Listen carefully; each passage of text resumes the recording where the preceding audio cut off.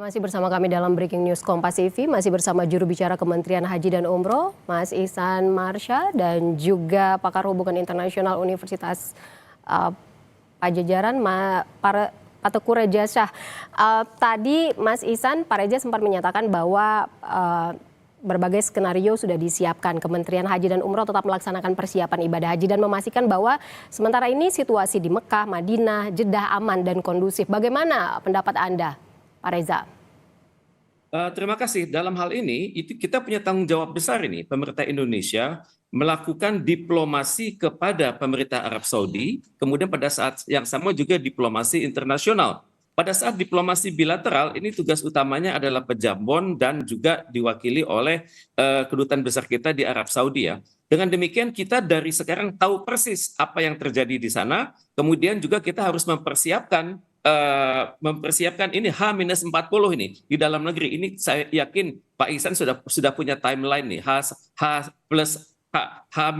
sampai H-40 itu sudah ada. Dan mungkin ini diplomasi publik mohon dibukakan kepada publik sehingga dengan demikian masyarakat itu tenang. Jangan sampai nanti masyarakat memiliki kekhawatiran yang sangat tinggi padahal keadaan di sana lebih aman. Dan untuk itu saya pikir 24 jam kedutaan besar kita di sana, keadaan di sana lebih aman. Dan untuk itu saya pikir 24 jam kedutaan besar kita di sana harus selalu berkomunikasi karena yang kita pertaruhkan ini adalah nyawa manusia, yang kita pertaruhkan juga adalah kredibilitas dari pemerintah Arab Saudi dalam melakukan seluruh praktek rangkaian kegiatan haji tersebut. Dan juga dalam hal berdialog tentunya kita harus meyakinkan kedua belah pihak bahwa kita berhadapan dengan satu resiko yang sangat tinggi. Pertama adalah resiko ekonomi dan resiko keamanan. Kalau untuk resiko keamanan, pemerintah Indonesia itu harus kita punya tanggung jawab untuk melaksanakan konstitusi. Jadi sebagaimana diamanahkan dalam sejarah pendirian negara ini ya, negara melindungi segenap bangsa Indonesia dan seluruh tumpah darah Indonesia,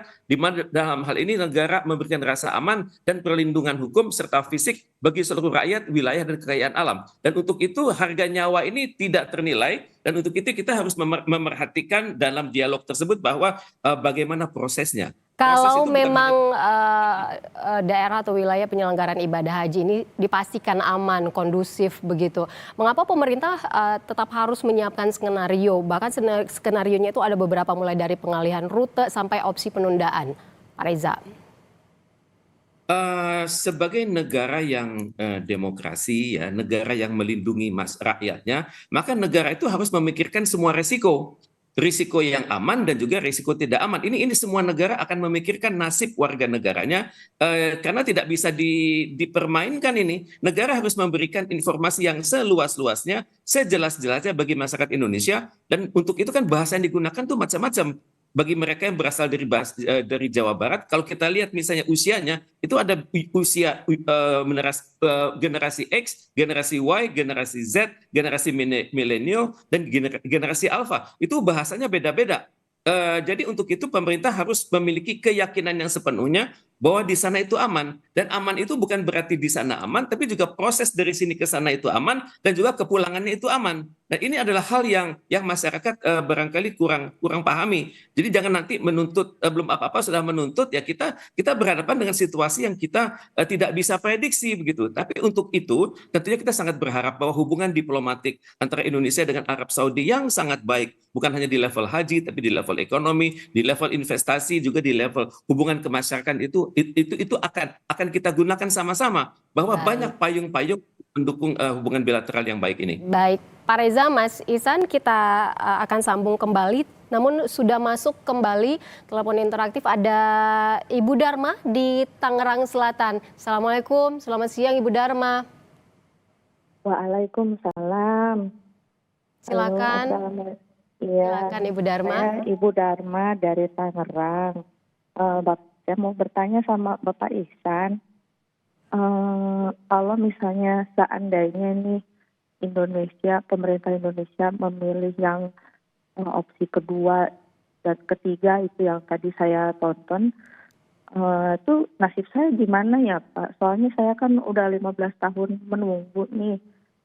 Nanti apa jaminan buat saya seandainya Indonesia tidak memberangkatkan, kami tidak jadi berangkat gitu Pak. nasib kami gimana ya Pak? Kan antriannya panjang. Terima kasih, Kompas TV. Terima kasih banyak Ibu Dharma dari Tangerang Selatan. Mungkin bisa langsung dijawab oleh Mas Ihsan, seandainya opsinya salah satunya ditunda tadi ya seperti kata Ibu Dharma, jaminannya buat jemaah apa? Karena ngantrinya sudah panjang, bagaimana nasibnya? Silakan Mas Ihsan. Baik, terima kasih Bu Dharma dan juga Mbak Evo, Pak Reza dan juga pemirsa. Tentunya yang perlu kami sampaikan bagaimana pemerintah ingin memastikan keselamatan jemaah dan tentu kita juga memitigasi tahapan-tahapan berikutnya, tahapan lanjutannya berkaitan dengan jemaah kita yang sudah siap untuk berangkat, bahkan jemaah yang masih dalam antrian untuk berangkat. Tentu seperti halnya sama tadi yang kita sampaikan di awal, prioritas kita tentu akan menjadikan jamaah yang sedianya berangkat di tahun ini akan diberangkatkan di tahun berikutnya jika nauzubillah ya qadarullah nanti kita dihadapkan oleh dinamika yang mengharuskan kita melakukan penundaan pemberangkatan jamaah haji. Dan tentu ikhtiar-ikhtiar tertentu yang terus kita hadirkan dan tentu kita berpegang kepada prinsip-prinsip keselamatan jamaah yang menjadi prioritas utama dan juga prinsip kehati-hatian dalam pengambilan keputusan. Maka koordinasi terus kita bangun bersama pemerintah Arab Saudi, Kementerian Luar Negeri dan juga stakeholder terkait termasuk maskapai penerbangan dan otoritas internasional dan juga kesiapan mitigasi risiko bagi kita di pemerintahan baik itu risiko transportasi dan keamanan maupun juga berkaitan dengan mitigasi transparansi informasi kepada publik berkaitan dengan penyelenggaraan ibadah haji. Yang ingin kami sampaikan tentu bicara soal jaminan berkaitan dengan pemberangkatan jemaah yang sedianya tentu menyesuaikan jemaah yang akan berangkat karena kita di awal memang dalam konteks pemberangkatan jamaah haji kita sudah ada kebijakan yang transformatif dalam pemerataan masa tunggu Mbak Ivo dan juga pemirsa tentu ini menjadi acuan kita. Siapa yang akan berangkat adalah yang urutan sesuai dengan urutan keberangkatannya. Tentu misalnya kayak Bu Dharma saat ini menjadi urutan yang siap diberangkatkan. Tentu untuk pemberangkatan selanjutnya jika qadarullah tidak bisa berangkat di tahun ini akan diberangkatkan kembali. Seperti demikian. Dan itu diberangkatkan Ivo dan pada juga tahun depannya begitu ya, Mas Ihsan? Ya, betul, karena kita akan tentu akan diprioritaskan menyesuaikan konteks penyelenggaraan ibadah hajinya. sesuai antriannya begitu. Baik, kita juga sudah mendapatkan penelpon kembali, ada Ibu Ana di Depok. Assalamualaikum, selamat siang Bu Ana. Waalaikumsalam. Silakan Selamat Bu Ana. siang. Ya, Halo, Assalamualaikum Pak Ihsan. Pak, saya insya Allah kloter 2 JKS masuk asrama 22 April. Visa udah terbit, koper juga sudah saya terima. Insya Allah semuanya sudah siap Pak. Gitu. Tadi saya dengar penjelasan dari Bapak. Nah, yang ingin saya tanyakan adalah hal-hal apa yang jadi koordinasi antara Kemenhaj dengan otoritas Saudi Arabia terkait keamanan haji tahun depan.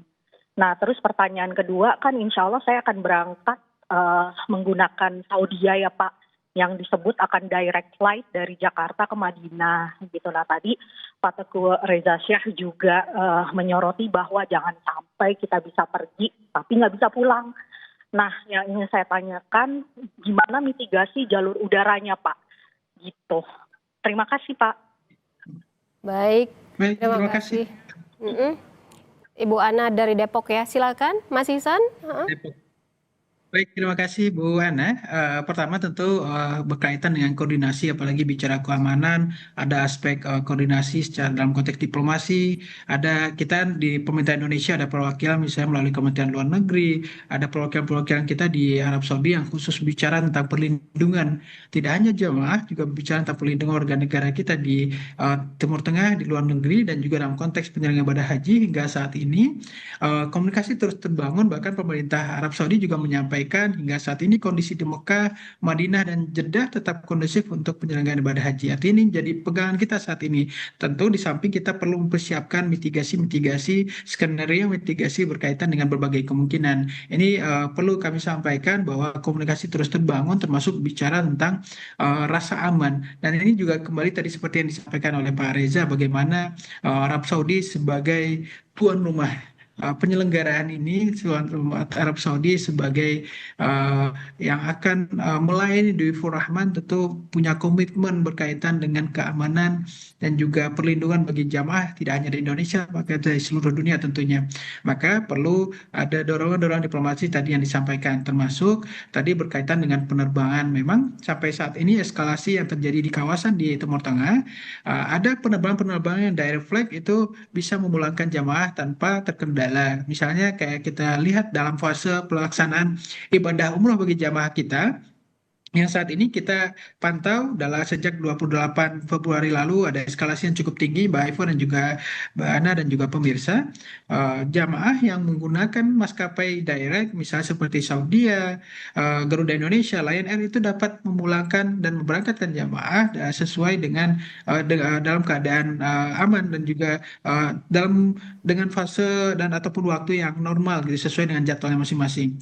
Nah, ini juga jadi pegangan dan kedarulah misalnya nanti misalnya kita bicara tentang mitigasi jalur penerbangan. Jika ada ruang udara yang terdampak konflik, kemarin di DPR juga disampaikan penerbangan jamaah ada opsi-opsi dialihkan melalui jalur yang lebih aman tentunya. Termasuk opsi jalur selatan kemarin juga di-mention atau melalui jalur di wilayah Afrika.